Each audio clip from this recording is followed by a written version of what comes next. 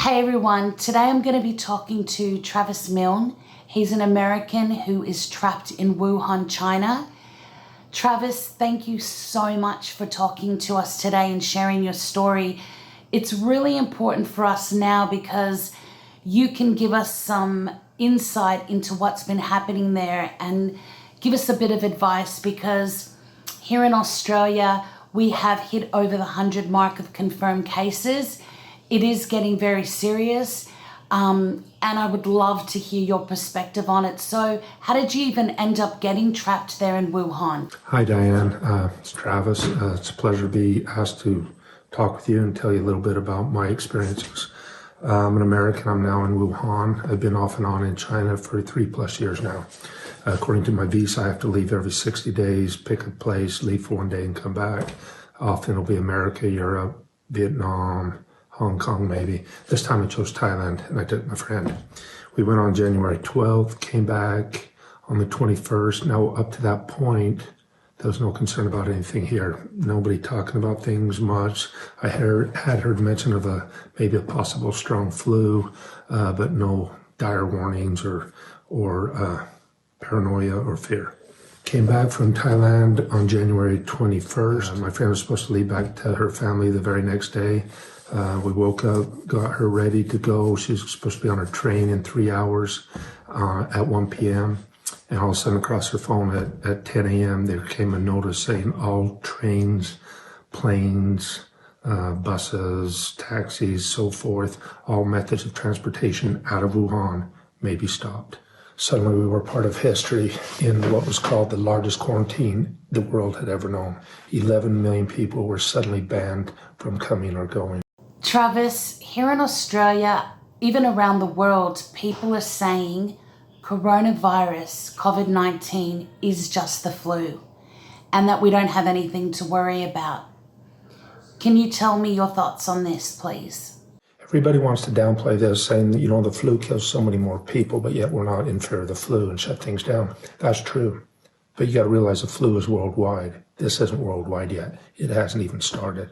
Okay? And the flu doesn't kill doctors that are working on patients. This has killed 3 doctors in the last week working on patients. Okay? The flu doesn't go into a household with one infected and wipe out the whole family.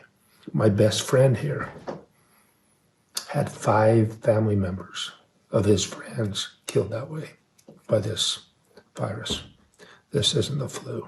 Today in Australia, we have 127 confirmed cases, 11 new cases overnight.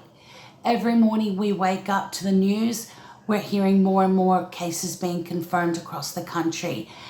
How contagious is this? How contagious is this? All I can give you is my personal opinion because I am in China. Information is highly controlled and people are told not to talk, doctors, volunteers, and so forth. But here's my opinion. I kind of mentioned it when I told you about the 5 family members that got wiped out.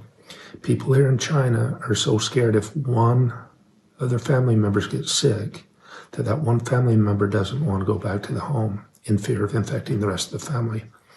And so in the beginning, and still now, they're so scared, they don't want to go home. The hospitals were all full, so they had nowhere to go. They would go jump off a bridge. So many suicides were happening for that reason. They were just lost in what they thought they could do.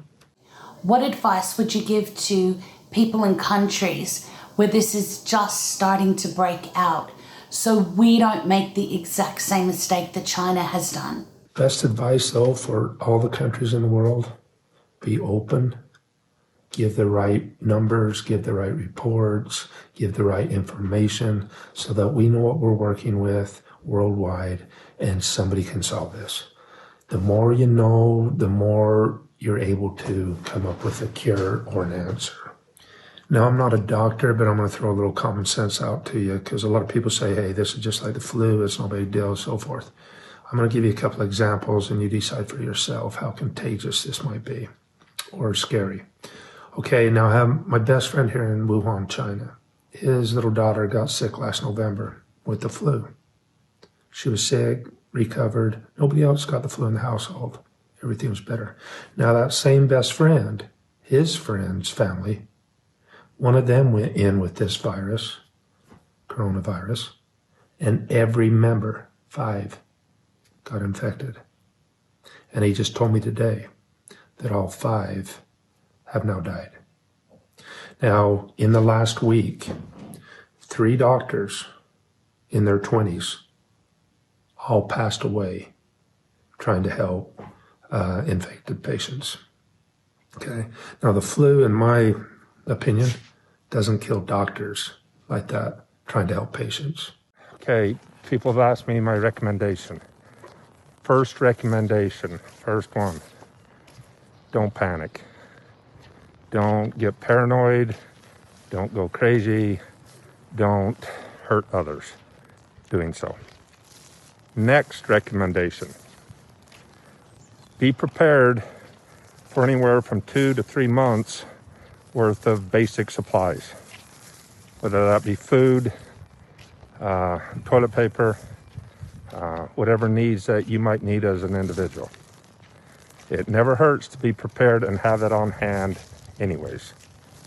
3, have some means of making electronic payments or purchases, whether that be for rent,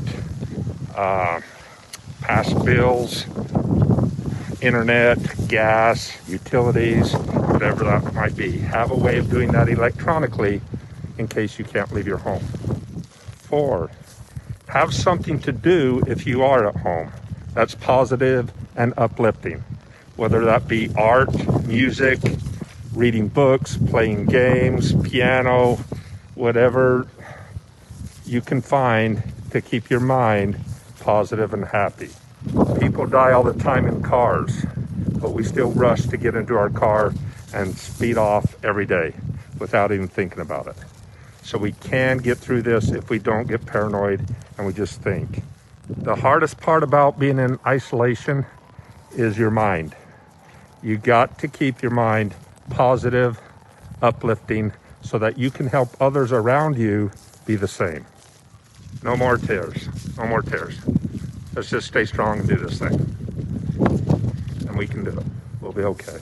Also, the best advice is, like I said a couple of days ago on my Facebook video, be prepared. 2 to 3 months worth of food, basic needs, medicine, vitamins, toilet paper, so forth. It never hurts to have a little food storage and supplies on hand at any time. It's not going to be a waste of money. You can use it later, so forth. But if you need it like I do now, you'll be damn grateful that you have it. Travis, I just want to thank you again so much for talking to us. I really hope we get to speak soon. I know you've got a GoFundMe page, so I'm really hoping people can go on and find you and follow your story. Please keep us updated and stay safe, and hopefully we'll speak soon.